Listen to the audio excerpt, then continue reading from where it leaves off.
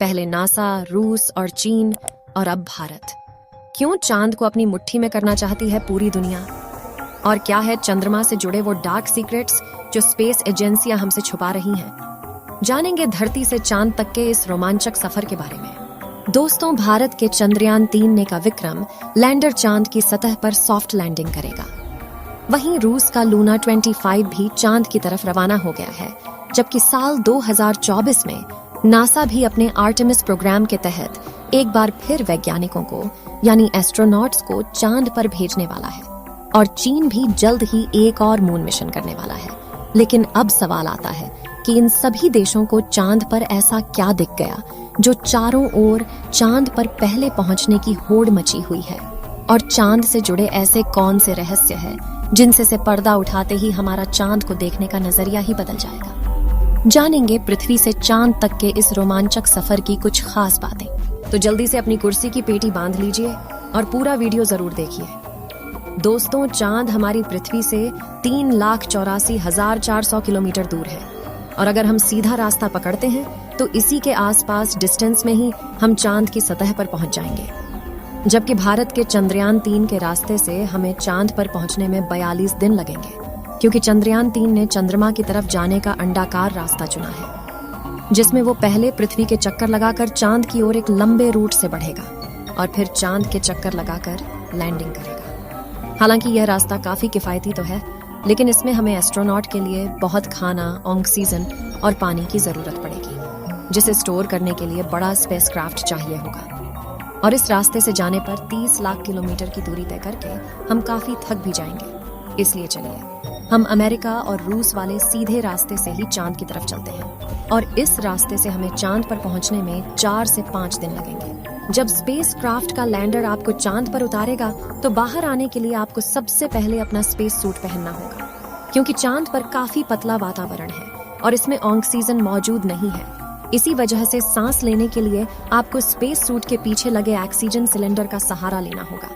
Space suit पहनने के बाद जब आप चांद की सतह पर कदम रखेंगे तो खुद को काफी हल्का महसूस करेंगे। दरअसल चंद्रमा का गुरुत्वाकर्षण पृथ्वी से 6 गुना कम है, इसलिए अगर पृथ्वी पर आपका वजन 60 किलोग्राम है तो चांद पर यह सिर्फ 10 किलोग्राम हो जाएगा। इसी वजह से पहली बार चांद पर कदम रखते ही शुरुआत में आपका बैलेंस बिगड़ेगा और आप चलने के बजाय उछलते हुए नीचे भी गिर सकते हैं। इसलिए चांद की सतह पर संभल कर कदम रखना जरूरी है।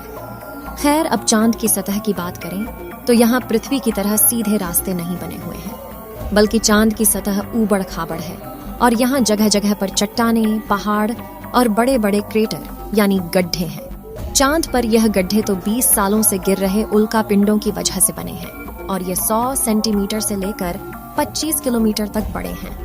वहीं चांद की मिट्टी यानी कि लूनर सॉइल बिल्कुल ज्वालामुखी से निकलने वाली राख जितनी पतली है और इसका रंग भी पृथ्वी की मिट्टी से ज्यादा डार्क, बिल्कुल सीमेंट की तरह होता है। इस मिट्टी में खुरदरापन न होने की वजह से आप जैसे ही इस पर कदम रखेंगे तो आपके पैरों के निशान बन जाएंगे, जिस वजह से चांद पर सबसे पहले कदम रखने वाले एस्ट्रोनॉट नील आर्मस्ट्रॉन्ग और बज एल्ड्रिन के पैरों के निशान आज भी मौजूद है। अब चांद की खूबसूरत जमीन देखने के बाद साथियों, आप अपनी नजरें जब ऊपर की तरफ करेंगे तो आपको हमारी पृथ्वी भी दिखाई देगी। जैसे पृथ्वी पर चांद का उदय होता है, वैसे ही चांद पर भी पृथ्वी का उदय होता है। बस फर्क इतना है कि पृथ्वी से देखने पर चांद काफी छोटा लगता है और चांद से देखने पर पृथ्वी बहुत बड़ी दिखाई देती है। और यहाँ से धरती की खूबसूरती देखकर आप खुश हो जाओगे। अब अगर आप चांद के उत्तरी ध्रुव पर लैंड करोगे तो आपको अपने आसपास भूतकाल में फैले हुए स्पेस मिशन के स्पेसक्राफ्ट और सैटेलाइट के टुकड़ों के साथ प्लास्टिक बैग में भरा हुआ कूड़ा भी दिखेगा। ये कूड़ा नासा के उन 12 एस्ट्रोनॉट्स ने फेंका है जो चांद पर जा पाए। दरअसल इन बैग्स में इनका मलमूत्र और खाने के रैपर्स और बिस्किट है। वहीं अगर आप चांद के दक्षिणी ध्रुव पर उस जगह उतरते हैं जहां 4 साल पहले चंद्रयान 2 क्रैश लैंड होकर गिरा था, तो वो आज भी आपको उतनी बुरी कंडीशन में ही मिलेगा, क्योंकि क्रैश लैंड होने के बाद न तो वह बारिश और न ही तूफानी बवंडर से रूबरू हुआ है। इसलिए अगर आप उसे अपने स्पेस क्राफ्ट में फिट करके पृथ्वी पर वापस ले आए तो उसे ठीक करके वापस भेजा जा सकता है। दोस्तों, आप यह तो जानते ही होंगे कि स्पेस के सभी ऑब्जेक्ट्स पर अचानक उल्का पिंडों की बारिश हो जाती है।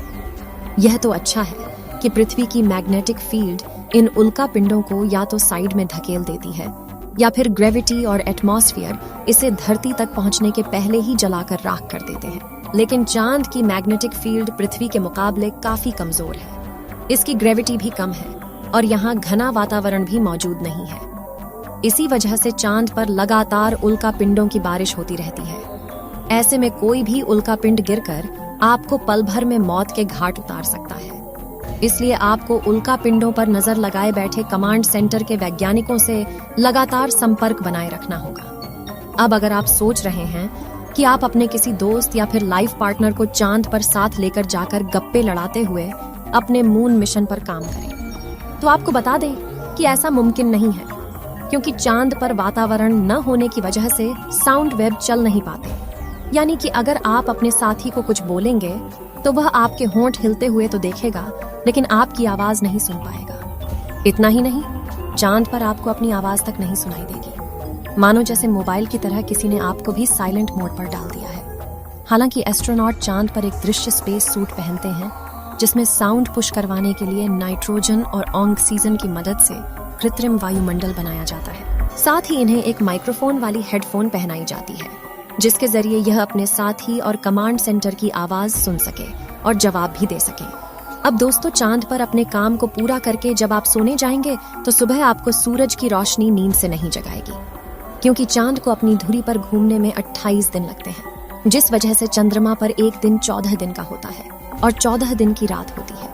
यानी कि वहां का एक दिन पृथ्वी के 28 दिन के बराबर होता है। हम चांद का सिर्फ एक हिस्सा आज तक देख पाए, और अगर आप चांद के पिछले हिस्से के अंधेरे वाले इलाके पर पहुंच गए तो आपके साथ काफी खौफनाक चीजें हो सकती हैं। बता दें कि चांद पर कई सालों से सोच कर रहे कुछ वैज्ञानिकों का यह भी कहना है कि भूतकाल में वहां कोई एलियन सभ्यता बसी थी। चंद्रयान 1 ने चांद की सतह पर वाटर आइस और हाइड्रोप्लस के रूप में पानी की खोज की है, जो इंसानों के जीवन के लिए काफी जरूरी है। इसके अलावा अंतरिक्ष में चांद ही पृथ्वी के सबसे करीब है, इसलिए भविष्य में वहां जाकर बसना हमारे लिए काफी किफायती साबित होगा।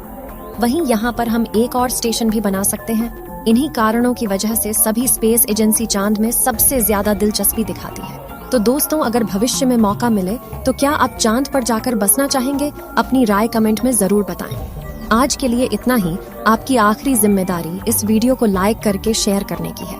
इसे ज्यादा से ज्यादा मित्रों तक शेयर करें ताकि उन्हें भी जानकारी मिल सके।